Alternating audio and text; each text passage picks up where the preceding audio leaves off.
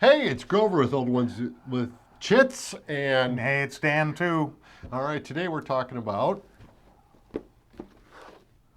Upfront. Upfront. Now, so Dan, this is your game. I don't know too much about it. I've never played this one. This is my copy. I actually have a couple copies. This is from 1983, and I have a great story about it. I was one of my first trips to the Origins Game Con in Detroit in 1983, which is where this was released. I found it. You could buy it on Thursday in the dealer's area, and everybody had one day to learn it, and there was a big tournament on Friday where we got to play. I did, and I felt pretty proud of myself. I made it to the third round. Got to meet Don Greenwood and had a really good time. A lot of good memories with this. Now, this is a little different than most war games because there's no board. There's no there are chits, Very, very different. but it's a very different style. one of the beginning of the card game genre, in my opinion. I mean, there were other things that used cards in games to take care of things and that, but I think for doing a complete combat system with cards, this is leading the way. Now, this was written by Courtney F. Allen. I'm not quite sure what else they fully written or who else they worked for, but they did. I think Storm over Arnhem came out in '81. I think their last game was Sub Attack in '91. So I don't know. Attack Sub. Attack Sub? Another same card-driven system. Is it a card system? Are the it's others? just like Upfront. Is it? Okay. The Stalingrad, no, that's area zone movement. Okay. So I'd call that a historical or an original game system, but with zones instead of hexes. Okay. That was the new thing with it. Yeah. Well, like I said, I don't know anything about a game. I know I was actually talking with a friend of mine recently. We were talking about Kickstarters, and there was a Kickstarter 10 years ago, 12 years ago now, in 2013 to try to redo the game and put it out there, and they raised, I think, $300,000. And the guy who ran the Kickstarter just kind of disappeared to Australia. Now, Nice. it is available currently. You can go to Wargamevault. I'll put a link in the description, but you can buy it as print on demand. And so they print up the cards, sheets for tokens. I think you got to cut the tokens out yourself, but I believe all the cards are on, we're not sure if they're the same format as the size, but I think they're all like playing card size now. Okay. All the cards. Sure. But it is available, and it's only, I think I looked this morning, it was $57.99 or like just under $60 to buy this, like a new version. And I believe it's the second edition. I'm not sure when that came out, when the second edition, or if that's what the print on demand is. And I don't know even if the rules change that much. It's not like there was some errata that got incorporated into the rule book, but in the new rule book you can download. All of my experience is just first edition. That's what this is, and anything I refer to as we're talking about it will be based on first edition experience. Again, cards. So we've got some stuff lined up in front of us. So looking at the overhead camera. So What you get is a set of cards for Germany, American, and Soviet infantry. Okay. And each card represents one individual infantryman. Oh, they got their picture in the back. Yep, they do have pictures on the back. I'd say second edition, I know when I saw some of what they were doing, they were going to change the art on the front too, so it's just not the weapon. But you get about 25 to 30 cards for each country, so you can build different weapon combinations, different squad combinations, and set it up there. The other half of the card game is the deck driver, or the action deck, and we'll get into that a little bit more when I explain how the thing works. The rule book, excuse me, had a lot of new concepts for me at the time. Fortunately, I was young and easy to work through it. It has a great index. The base game has 12 scenarios, and each scenario tells you which infantry to use depending on the nationality you're playing, how long the game will be, which is the number of decks you'll play through, action deck cards, and then any special rules Okay. and what the victory conditions are. And there's quite a few. The action deck has movement cards, attack cards, rally cards, terrain, some special cards which we'll get into a little bit later. And during your turn, of course, your hand size is based on your nationality. The Americans have a bigger hand size than the Germans. They only have 5. And the actions you can do, you will be determined on your groups. So the starting cards you have get split up into a minimum of 2 groups. Each group has to have at least 2 infantry in it, no more than 10 if you're playing a really large scenario. And you cannot have any more than 4 groups. Typically, a small scenario, strategy-wise, you set it up something like this, where both sides will have their 2 groups. You kind of break it out so your firepower is distributed, and you start going at it. If you play cards for your group, you can play 1 card per group. And then this is where it gets tricky. The Americans, if they do any actions, cannot discard any cards voluntarily to try and clean up their hand. But then at the end of the turn, they refill to 6, whereas the Germans can always discard 1 card to try and filter through to get cards that they need. Okay, now somebody told me that the way the cards are, the card mechanic is kind of where you get kind of some difference from nationality. That the Americans get more cards because more equipment. Yep. Germans are a little more efficient, and then if I understand, the Russians have the ability to kind of swap cards or something more, or refresh cards. The Russians only have a 4-card hand size, but if they don't do any actions, can discard the whole hand and try and get to the cards they want and draw a fresh hand of cards. The other subtle difference, which, see if I can find some quick examples here. Some cards are split cards. Okay. If you want to hold that in the camera, that's a split card. One part of it is a rally card for getting guys back to good order. It can be used by any of the 3 nationalities. Okay. The other side of that card could be instead used as a movement card, but it is only usable by the Soviet player. So there's some subtleties in the action deck for, what countries can move and regroup and do things like that. And I'm sure if we went through it, we could find a lot of good examples.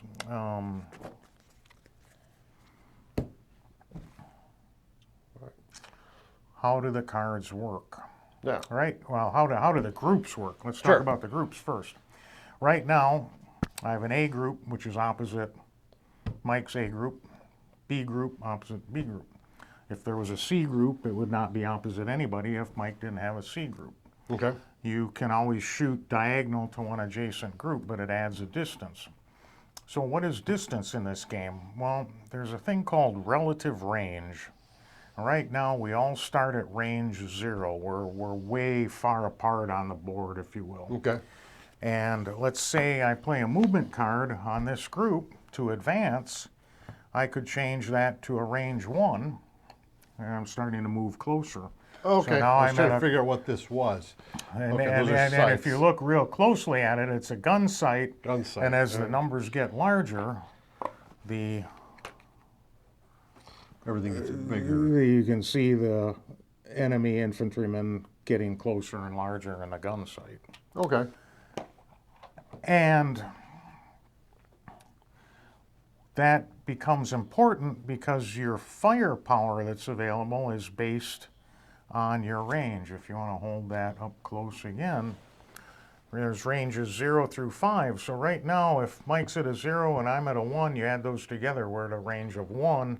I'd look at all the 1 range firepower on all of these, and my rifles basically have 1 factor each, and the bar has 3. So this group would have 1, 2, 3, 4, and those This three would one be here. 7 firepower. I could play a fire card to attack that had anything that's a 7 or less in the circle. And as you play larger attack numbers, your fire strength goes up. So wait, where did we get 7? So we have Right here. so 0. Range of 1. Okay. That can the submachine gun too No far use. away. Bar 3, and then each rifle had 1, 3, 4, 5, 6, 7. So I could play that 4 Okay. legally. Okay. If I had a 2 and a 6, I could play them, or a 4 and a 2, I could play them together because that still adds up to less than the 7. Okay. And then to do the attack, you add the fire numbers together, and that's the base fire strength. Okay. And you would attack each card in the target group with that 4. And this is where the game gets real interesting, because the other part of these action deck cards have either a black or red number in the upper right corner. And what I would do at that point is, this is a strength 4 attack. I draw a card for each guy. Okay. Add 0. So it's a strength 4. You check it against his morale or his KIA to see whether it pins him or kills him. Okay. It did not meet or exceed either of those, so he's fine. Draw a new card for the next one. It's another 0. So 4 against his 3, that beats it. That would pin him, which means he can't shoot, Okay. and he also stops that group from moving. Okay. So if you'd got an 8, He'd be dead. he'd be gone. Yeah. He'd be removed. Okay. And then I got a 4 plus 3 is 7. So it's not enough to kill this one, but it does again pin him, so he would turn over. And then these cards go into the discard Schultz. pile. Okay. So real briefly, we went through that kind of quick, but that's how you use the ranges and the attack cards for combat. Okay. As you get closer, let's say it was later in the game, and you had advanced way up. You're up there 3, we're at range 4. Well, at that point, the machine pistol AV starts getting some action. That's worth 3. The bar is worth 4, makes 7. And then 2 for each rifle. 2, 4, 6, 8, and 7 is 15. Okay. That starts to get into fairly large attack cards.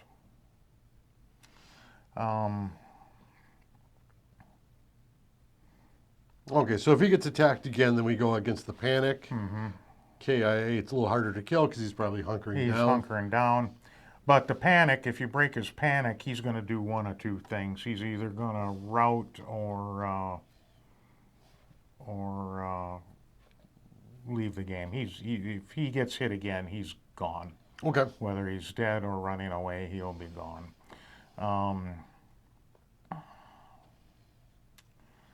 Let's back up to movement a little bit. Sure. Let's and the other thing is too, I had actually showed that movement card being down while we did an attack on a later turn. If you attack while you're moving, it cuts your firepower in half. Okay. So there's other things to worry about. Let's say you move.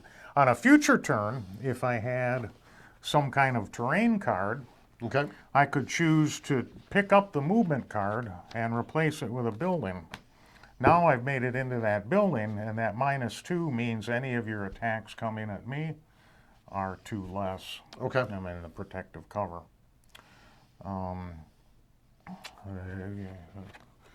Say you shot at me while I was moving. It's a little bit more dangerous. Your strength would be +1. Okay. The other interesting thing about movement 2 is, let's say on a future turn I'm in that building and I want to leave. I play a movement card on it. This would go up to a 2. Okay. The building remains until I either get into new terrain or play a second movement card. It represents that you still have some protection as you're running out of the building. Not everybody's out of the building yet. Okay.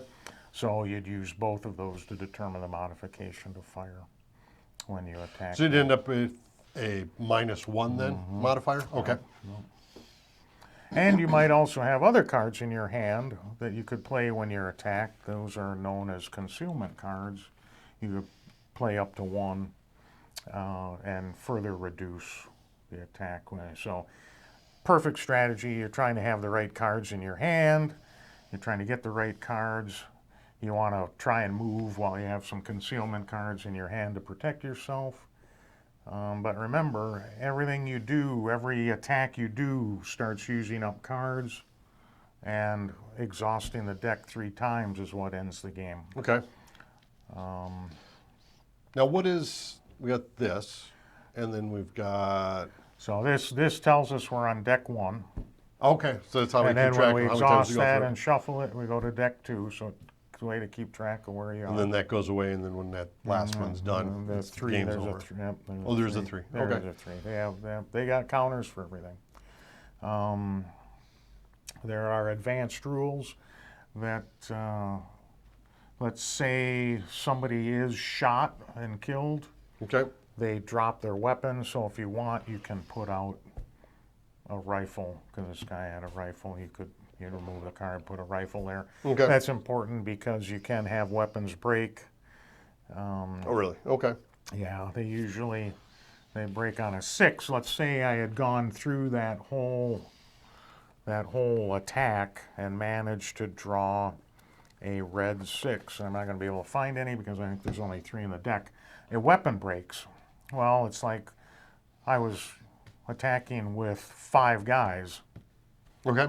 And remember, he didn't commit any firepower, so he wasn't attacking a weapon going to break. So how do you figure out whose weapon breaks? Well, if you want to show that card again up close, you want to show the bottom.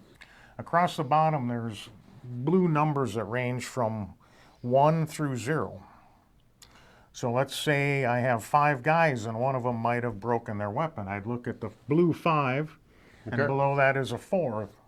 The 4th guy's weapon broke. Okay. Put a broken weapon on him. So if you ever need a random position, that's what the bottom blue cards are. So the action deck allows you to do things and also keeps track of your attack results. It's essentially your dice for what normal games would have for die rolling, and whether it's attack results or position. Okay. The different colors on those are further, if you ever get into infiltration or close combat, you need a certain color to succeed. Blacks are successes, reds are failures. And that's probably for video number 2. Okay. And again, this is, it looks like ammunition. So does that go with the crew service weapon? That's showing that this guy is crewing the Okay. LMG. So his firepower. Yeah, if you look at the LMG, there's 2 sets of numbers on there. There's parentheses and then regular. If he's crew served, you use the regular number. If he's not crew served, you use the attack strength in parentheses. Okay. And the breakdown number also is increased if he's not crewed up, Okay. because you don't have not so much a breakdown but a run out of ammunition because you don't have your loader helping tote ammunition along. And I've enjoyed this game a lot over the years. They did 2 expansions for it. One, I have a copy of that game. This had the British and Japanese in it. And they also had Desert War 5 years later, which was the Italians and French. Italians and French. Okay. Now, could you use?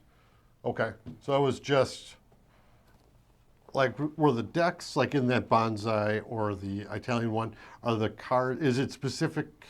Are the cards specific to that region? Like the desert one. Do you have a different set of cards for like concealed? You still use the same action deck, but the scenarios would say treat buildings or treat gullies as wadi or something, Okay. or use it as a different, and it had these characteristics. And it would also tell you, if you had a split card, do the Japanese use the Soviet halves or the Okay. American halves? They had rules for that. It was still the original action deck. The only thing you got new was the infantry cards for those two countries. And also interesting to note is you could also play with vehicles. And I think the details of how those work is for video number 2. All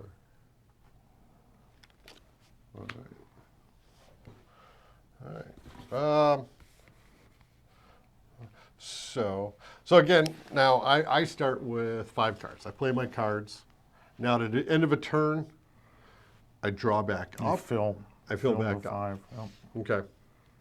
And so. And again, you as the Germans, they had the advantage they could play cards, 1 card as an action for each group, and still discard 1.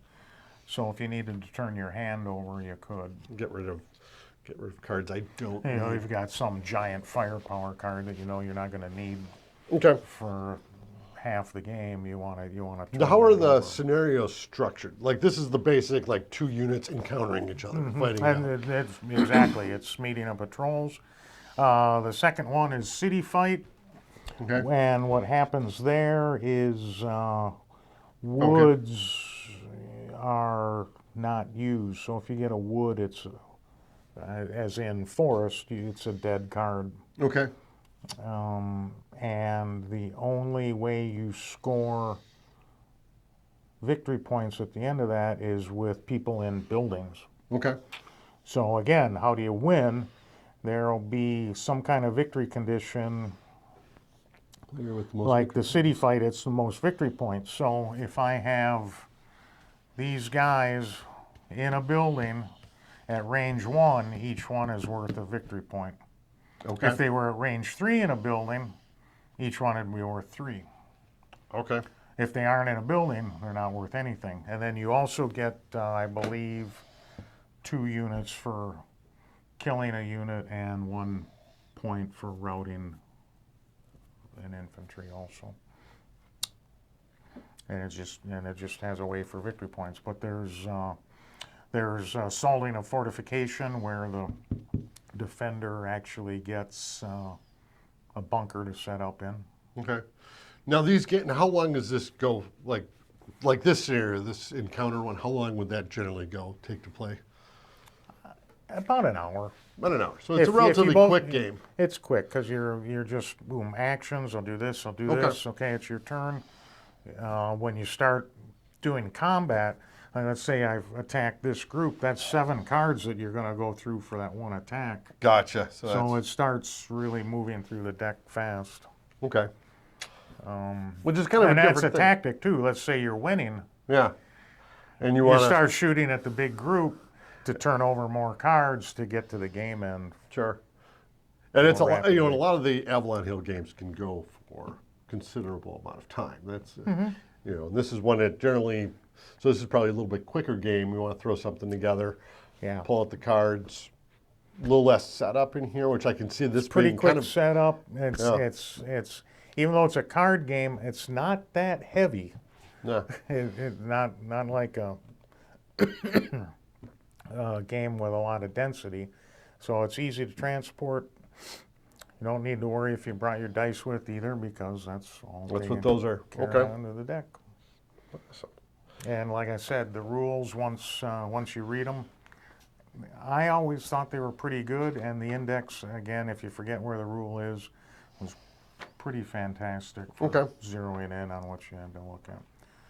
The designer notes are interesting. They also put in a nice breakdown of squad formations and how things were organized.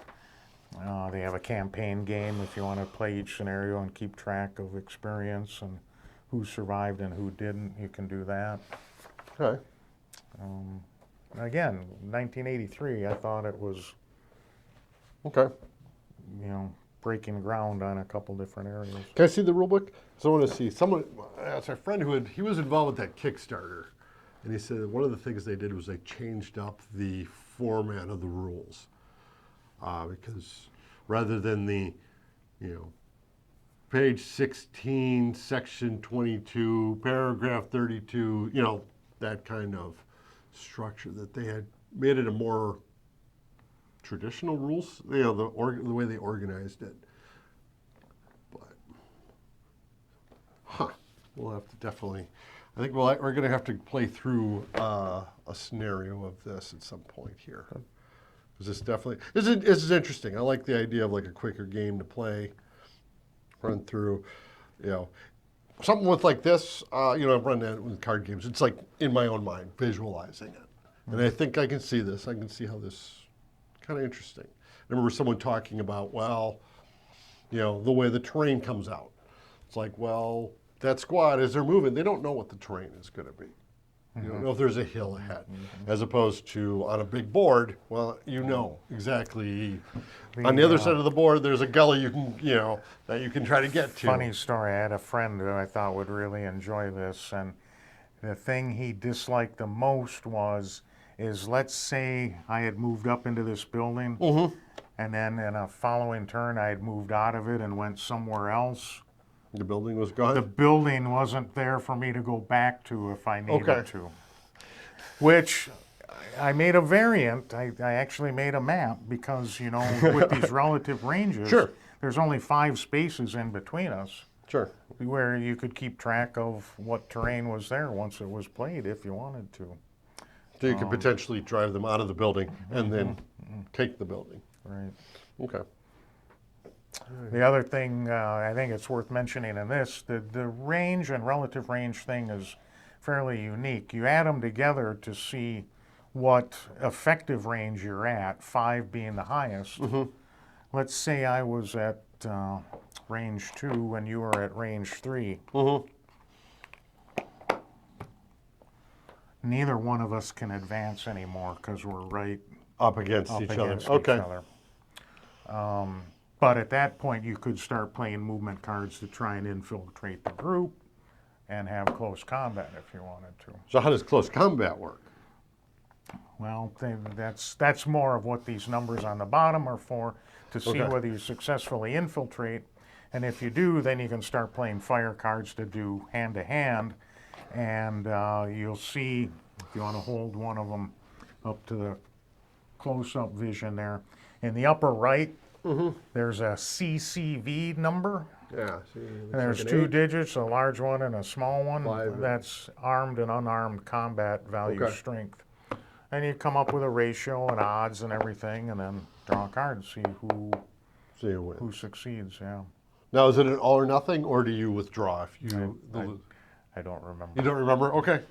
I do know that once you infiltrate, you get marked with an infiltration card, and the other thing you can do is it doubles your firepower for that guy that's infiltrated. Okay. And there's also some scenarios that you have satchel charges, and you can get in and use those against them and do all sorts of things. Okay. So with the advanced rules and that, there are, we usually say how many pages of rules there are. 24 gets you to the campaign game, so up to 24 pages of how to play different ways and all the infiltration and close combat and different weapons, and then pages 24, 25, and 26 are the campaign rules. And then you got your status sheets and there. And then 2 pages to keep track of the history of the game. 3 actually, because it'd be the other one. 2 or 3 pages of history on organization and infantry things, and then your 2 pages of scenarios. Okay. Now I think I'll have to look. The new 2nd edition rules might actually be free on Wargamevault. I'll take a look at that. Yeah.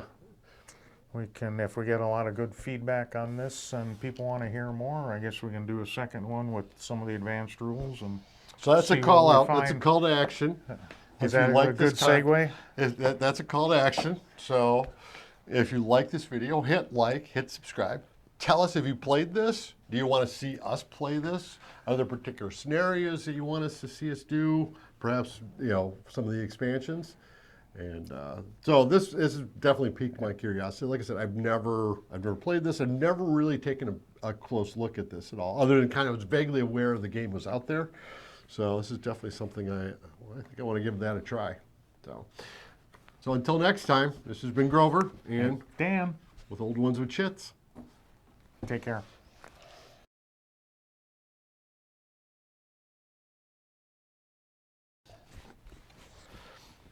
Okay. Well, hang on. I'm gonna edit. Me. That's recording that. So clap 3 times.